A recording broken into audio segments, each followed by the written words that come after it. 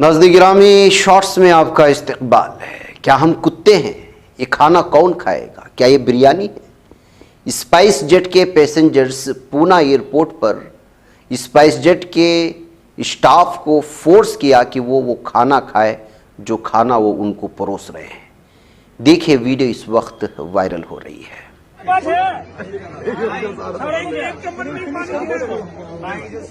जो काम कर सकता है उसको बुलाओ। कुछ क्यों आते हैं 6 बजे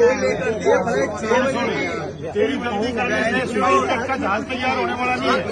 बेचारे ने नाश्ता भी नहीं किया, तो खाना खाने तो चुपचाप। क्या बात कमाल कर रहे हो यार।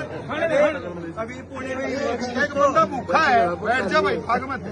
देख दिमाग खराब मत कर, बैठ जा आराम से। भैया जाना नहीं, साथ लेके जाएंगे भी तो। हाँ खा इसको कंपनसेशन के साथ। क्या हो गया? नहीं पसंद आया? पसंद नहीं आया? नहीं पसंद आया तो फिर हम कैसे खाएं यार? इसका वीडियो बनाया क्या?